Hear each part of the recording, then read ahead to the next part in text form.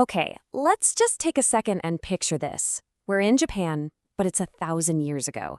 You're probably thinking silkscreens, whispered poems, super formal court ceremonies, a world that feels, almost like a fantasy.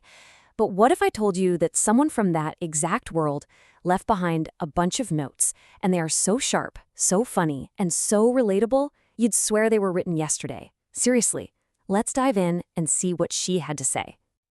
I mean, come on, does that sound familiar? It is such a timeless complaint, right? It's the kind of thing you would absolutely text your friend about. Just a perfect little snapshot of an everyday annoyance. But here's the kicker. The shocking part isn't what was said. It's when it was said, and who wrote it down. So who was she? Who was this writer from 1,000 years ago with such a modern, sarcastic wit? Well, the voice behind these observations belonged to a woman who lived and worked right in the middle of Imperial Japan's high society. And her private notes, her jottings, they give us this incredible, one-of-a-kind window into her world. Right, so to really get this book, we've got to first get to know the author.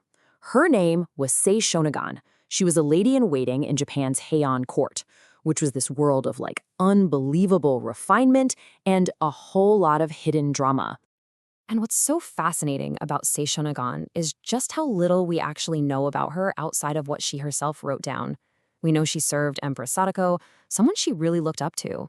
But the specifics, her birth, her family, what happened to her after she left the court, it's all basically a blank.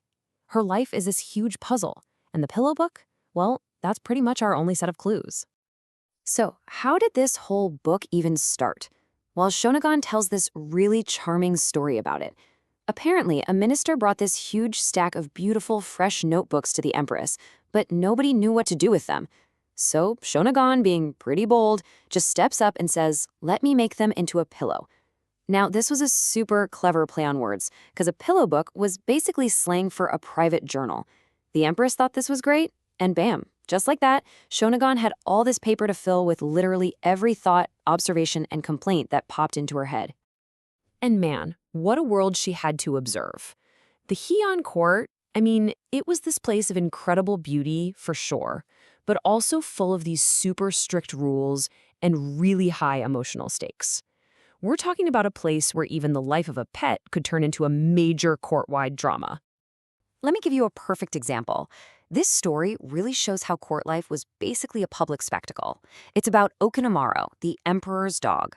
So this dog attacks the emperor's cat, and what happens? He's sentenced to banishment. I'm talking a formal public disgrace for a dog. This wasn't just about a naughty pet. This was about upholding order and appearances for everyone to see. But then the story takes a really dark turn. A few days go by, and a stray dog turns up. 2 court officials, thinking it must be the banished Okanamaro, beat the poor animal so badly that it just stops moving. They toss the body outside the gate, and everyone, Shōnagon included, is completely devastated. They all think Okanamaro is dead. But that same evening, this miserable, swollen dog limps into the palace. It won't even answer to its name. So the next morning, Shōnagon is with the Empress, and she says out loud just how sad she is that Okanamaro is gone. And right at that moment, the dog that's been lying by a pillar starts to shake, and just floods of tears start pouring from its eyes. It is him. He'd been pretending not to be himself to avoid getting punished again. And the emperor's reaction to this whole thing really tells you everything about the emotional side of the court. He comes to see the dog, and he's not angry. He's just amazed. He says, "To think that even a dog has such deep feelings." So Okanamaro gets a full pardon, and the whole court basically throws a party for his return. This whole little drama, it just captures their world perfectly. Yeah, it had strict rules, but it also had this incredibly sentimental heart. Okay, so beyond all the court drama, Shōnagon had this just incredible eye for the world around her. She was amazing at capturing both these moments of profound beauty and at the same time, the tiny, absurd things that people do. Maybe her most famous passage of all is right at the beginning of the book. She doesn't kick things off with a story, but with just pure observation. She starts with spring. And for her, spring is all about the dawn. Her words are so vivid, you can practically feel the chill in the air and watch the colors changing over the hills yourself. Then, for summer, she shifts her focus to the nights. And notice this, it's not just about some perfect moonlit evening. She finds just as much beauty in the total darkness, lit up only by the dance of fireflies. And even in those quiet, simple moments of a summer rain. When autumn rolls around, her attention turns to the evenings. She perfectly captures that kind of beautiful, sad feeling of a sunset and the sight of crows flying home. And check out this detail, in 3s and 4s and 2s. She isn't just describing a scene, she is observing it with the precision of an artist. And finally, for winter, it's all about the crisp early mornings, the quiet beauty of fresh snow or the ground being white with frost, and that cozy feeling of hearing the attendants getting the fires going. In just these 4 short little paragraphs, she basically gives you the sensory experience of an entire year. It just shows her incredible talent for finding beauty in one specific moment. But don't let all this poetic stuff fool you.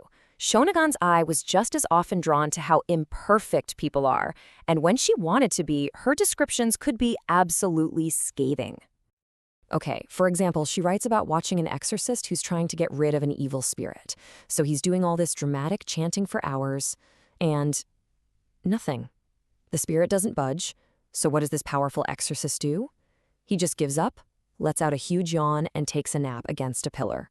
It's such a hilarious and totally human detail, right? It just captures failure and exhaustion in one perfect picture. You know, maybe the most unique and honestly influential part of the Pillow Book is its structure. It's not like a normal diary that goes from day to day. A huge chunk of it is just lists. She's categorizing the entire world according to her own very specific tastes. So let's look at her list of elegant things. And this isn't just about stuff that's expensive. It's about a very specific vibe, a certain aesthetic. The color combination of a white coat over a violet waistcoat, the simple, perfect shape of duck eggs, that feeling of eating shaved ice from a new silver bowl. These are the kinds of beautiful moments she thought were important enough to write down.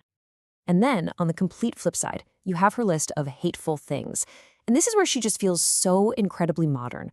We're talking about fleas, noisy crows, a dog that starts barking right when your secret admirer shows up, and my personal favorite, someone who breaks into your story just to correct some tiny, pointless detail. I mean, who can't relate to that one? She even used her lists to judge people's behavior, like in this amazing breakdown of how a lover should and shouldn't leave in the morning. A good lover, she says, drags himself out of bed. He's sad to go. He lingers, creating this charming memory. But a hateful lover? He just jumps up, is all business, noisily getting his stuff together and rushing out. For Shōnagon, elegance wasn't just about nice things. It was about how you acted in these small, private moments. So the big question is, why? Why does this collection of little notes and lists written 1,000 years ago still feel so alive?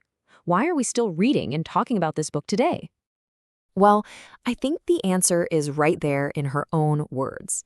She says she never thought anyone else would read these notes. She wasn't trying to write some polished masterpiece for other people.